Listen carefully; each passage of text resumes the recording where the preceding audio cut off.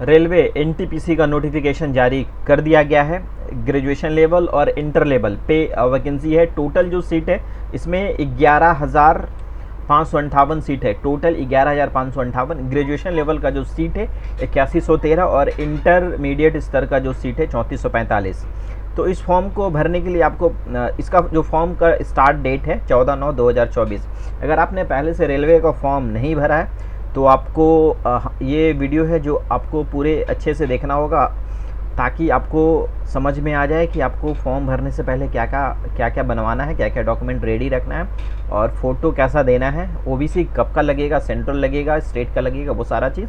और इसमें देखिए पहले ग्रेजुएशन लेवल में जो है चीफ कमर्शियल कम टिकट सुपरवाइज़र, टोटल 1736 सीट है। बोर्ड बाई बोर्ड वैकेंसी होगा। ये टोटल बोर्ड मिला के 1736 सीट है। Station master 994, goods train manager 3144, junior account assistant कम typist 1507, senior clerk cum typist 732, 8113। इस बार का वैकेंसी है जो काफ़ी कम है। वैकेंसी हो सकता है इंक्रीज़ कर जाए, पर ऐसा कोई अभी नोटिफिकेशन नहीं है, क्योंकि एएलपी में जो है सीट जो है इंक्रीज़ किया गया है, टेक्नीशियन में इंक्रीज़ किया गया है, और बाकी आरपीएफ वगैरह का कोई नोटिफिकेशन नहीं आया है। तो इसमें पता नहीं आगे क्या होगा, लेकिन आप जो है फॉर्म को भरिएगा। सीट से कोई मतलब नहीं है, आपको एक सीट चाहिए, फॉर्म भरिएगा, फॉर्म को छोड़िएगा नहीं ये बोल के कि सीट कम था, या बोर्ड बाई बोर्ड और सीट कम हो जाएगा। ये टोटल जो है 8113 ग्रेजुएशन लेवल का है, ये ऑल बोर्ड मिला के है।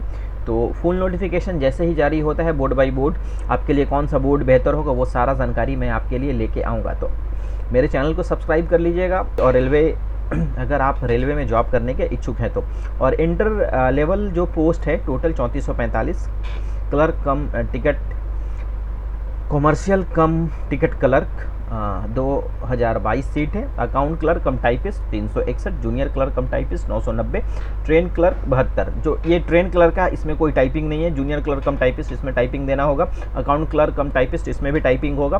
कॉमर्शियल कम टिकट क्लर्क इसमें भी टाइपिंग होगा। तो आप इंटरमीडिएट स्तर है उसमें आप टाइपिंग आप अभी से ही स्टार्ट कर दीजिए। टाइपिंग अगर आप टाइपिंग हल्का फुल्का भी जान रहे या टाइपिंग आपका अच्छे से जानते हैं, फिर भी प्रैक्टिस जारी रखिए और टाइपिंग शुरू कर दीजिए, क्योंकि रेलवे का वैकेंसी इस बार भी लगभग 4-5 सालों के बाद आया है और सीट काफ़ी कम है।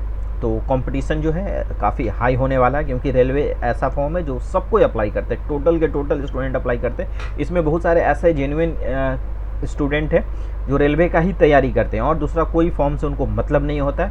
तो इसलिए कंपटीशन हाई है और रेलवे का तैयारी करने वाले का संख्या और जो वैकेंसीज आता है उससे कहीं ज़्यादा होता है। तो कंपटीशन हाई है। अगर आप फर्स्ट टाइम रेलवे का फॉर्म अप्लाई कर रहे हैं तो आपको इस फॉर्म को भरने के लिए सबसे पहले अगर आप ईडब्ल्यूएस कैटेगरी के हैं तो ईडब्ल्यूएस सर्टिफिकेट अप्लाई करना होगा। फॉर्म भरते समय ईडब्ल्यूएस सर्टिफिकेट देना होता है। अगर आप आरओ का भी बनवा लेते हैं, अभी तो आपके पास टाइम है, अगर टाइम है तो आप आरओ लेवल और एसडीओ लेवल कम से कम बनवा के रख लीजिए। सेंट्रल लेवल का ईडब्ल्यूएस तो एक ही बनता है, सेंट्रल स्टेट से कोई मतलब नहीं होता। और एससी एसटी का सर्टिफिकेट भी जो है वो एक ही बनता है, तो एसडीओ लेवल तक का कम से कम आप लोग बनवा के रख लीजिए। अगर टाइम कम बचता है और जैसे आप भूल गए अपना ईडब्ल्यूएस का सर्टिफिकेट या एनसीएल बनवाने के लिए, तो आरओ का भी चल जाता है, कोई दिक्कत नहीं है। हाँ, लेकिन सेंट्रल का होना चाहिए ओबीसी। तो मैंने ईडब्ल्यूएस और एससी एसटी का बता दिया है। ओबीसी एनसीएल तो ओबीसी एनसीएल जो है रेलवे का भी फॉर्मेट होता है। तो रेलवे के फॉर्मेट पे अभी आपको नहीं बनाना है, डॉक्यूमेंट वेरिफिकेशन के समय आपको उस फॉर्मेट पे बनाना होता है। तो अभी आप जो अपना जाति निवास इनकम के बेस पे ओबीसी अप्लाई करते हैं, वो जो बन के आता है उसको आप पहले तो आरओ से बन के आएगा, उसके बाद उसको आप एसडीओ लेवल से बनवा सकते हैं। सारा ऑनलाइन प्रोसीजर है। अप्लाई करने के बाद आप ब्लॉक में वेरीफाई करवा लेंगे तो 1 से 2 से 3 दिनों में आपका बन जाता है।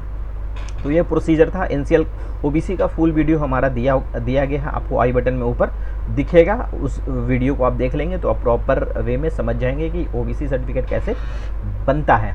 तो उसके बाद देखिए इसमें मेडिकल स्टैंडर्ड है, सब में यहाँ दिया गया है। पहले मैं ग्रेजुएशन लेवल का बता दे रहा हूँ। Chief commercial cum ticket supervisor medical standard जो है इसका B2 और एज जो है मैक्सिमम एज मिनिमम 18 मैक्सिमम 36 साल 1/1/2025 से एज काउंट हो रहा है, यानी 3 महीना आपको ग्रेस मिल रहा है यहाँ पे, तो 3 महीना काफ़ी हो जाता है। एक दिन के लिए भी किसी का एज छूटता है तो 3 महीना आपको समझिए कि एक्स्ट्रा मिलने वाला है। स्टेशन मास्टर में A2 मेडिकल स्टैंडर्ड है 1836। मेडिकल स्टैंडर्ड्स के ऊपर भी मैं एक अलग से वीडियो लेके आऊँगा कि कितने विज़न और क्या क्या A2 B2 C2 जो है वो मैं सारा डिटेल्स लेके आऊँगा, और कोशिश करूँगा कि कोई ऐसे जो रेलवे में पहले से एम्प्लॉय हैं NTPC पोस्ट पे हैं उनको मैं लेके आऊँगा, ताकि जो सवाल होगा लाइव में आप उनसे पूछिएगा, वो आपको जवाब देंगे।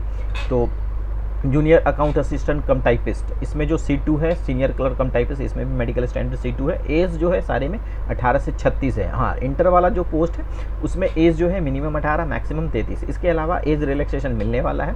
OBC को 3 साल, SC ST को 5 साल।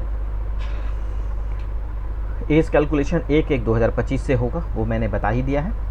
और फ़ी जो है 500 होता है OBC कैंडिडेट का, मेल कैंडिडेट का, जनरल कैंडिडेट का। SC ST का 250 रुपये फ़ी होता है। 500 में 400 रुपया आपको गवर्नमेंट लौटा देती है आफ्टर एग्ज़ाम। अगर आप एग्ज़ाम में अपीयर होते तो 400 आपके अकाउंट में रिटर्न हो जाता है। SC ST और फीमेल कैंडिडेट का 250 का 250 पूरा आपका रिटर्न हो जाएगा अगर आप एग्ज़ाम में हिस्सा लेते हैं तो।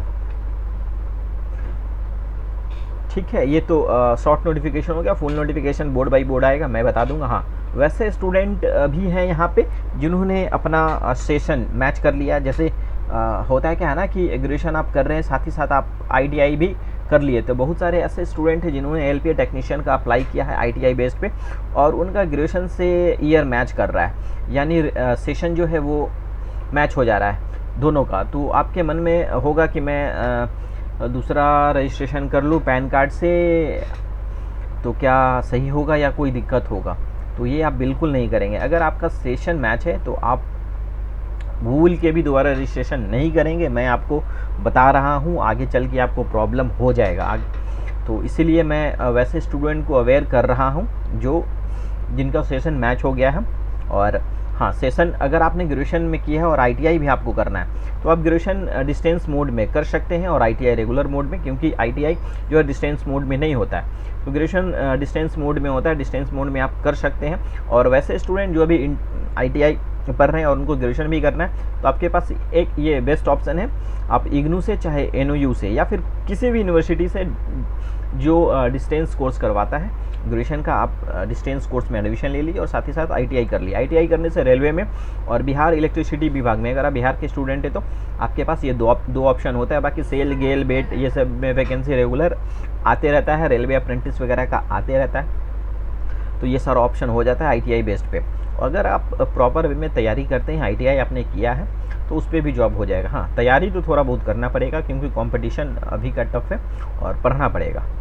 आप जेन्युइन रूप से पढ़ोगे, फोकस रखोगे, किसी से मतलब नहीं रखोगे लंदफंद का, तो आपका ज़रूर सिलेक्शन होगा। बस आपको एक ही मतलब रखना है, अपने किताब से और अपने टाइम रूटीन से। अगर ये आपका पक्का है तो आपका जॉब 100% होगा। मैंने वैसे स्टूडेंट का रिज़ल्ट देखा है जो मतलब पढ़ना क्या होता है, पढ़ने का मतलब थोड़ी है कि 24 घंटा या 12 घंटा कंटिन्यू पढ़ना है, नहीं, ऐसा बिल्कुल नहीं होता है। आप 1 से 2 घंटा 3 घंटा ही पढ़ो, मन से पढ़ो, जो पढ़ रहे हो उसको अपने दिमाग में आना चाहिए। देखो मैं क्या हूँ, मेरा भी 1-2 जगह ऐसे ही नॉर्मली कैफ़े चलाता हूँ, आप लोग जानते हैं, जो हमको जानते हैं उनको पता है, तो ऐसे ही कैफ़े चलाता हूँ। और एग्ज़ाम से पहले 1 वीक 10 दिन मैं पढ़ लेता हूँ, बाकी हल्का फुल्का तो सब कुछ पढ़ा हुआ ही होता है, बस एक रिवीजन तौर पे कर लेता हूँ। और रिज़ल्ट PT तो कम से कम हो ही जाता है, फाइनल हो चाहे नहीं।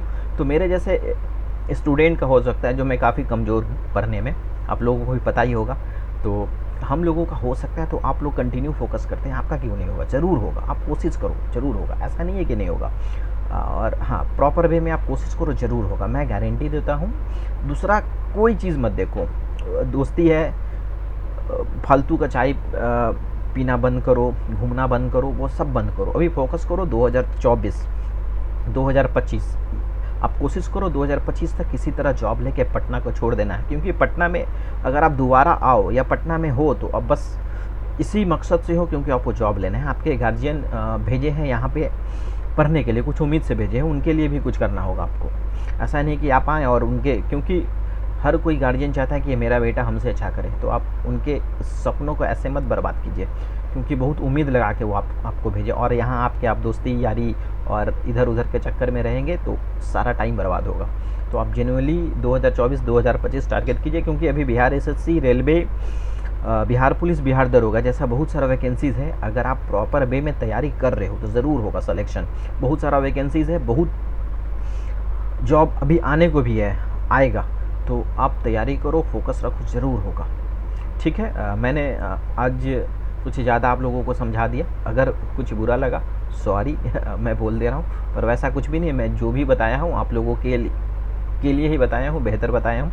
तो आप कोशिश कीजिए, मैंने जो बोला है उस पर फोकस रखिए और आप टारगेट रखिए कि 2024-2025 में आपको जॉब लेके पटना में जो आप बेरोज़गारी है ना, बेरोज़गारी का टैग लेके जो घूम रहे हैं उसको दूर करना है। अब जब भी पटना आओ, दोबारा आओ, तो टैग लेके आना कि भाई किसी भी डिपार्टमेंट, चाहे ग्रुप डी हो चाहे कुछ भी हो, टैग लेके आना। तो जो आपके दोस्त आपसे दूर भागते थे ना, वो देखिए आपको बुलाना चाहेंगे।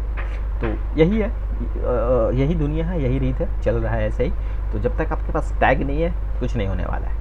और फालतू का टाइम बर्बाद करना बंद कीजिए, प्रॉपर किताब पे और सही रूटीन और वैसे लोगों से के टच में रहिए जो प्रॉपर तैयारी करते हैं। तो फ्रेंड्स, मैंने जो जानकारी दिया, मैंने जो अभी मोटिवेशनल आप लोगों को किया है, अगर आपको ठीक लगता है तो हमें सब्सक्राइब कीजिए, हमें सपोर्ट कीजिए। मैं भी आपकी तरह फ्रेंड हूँ, आपका भाई हूँ, जो भी समझ लीजिए। मिलते हैं नेक्स्ट वीडियो में, तब तक के लिए धन्यवाद। जय हिंद, जय भारत।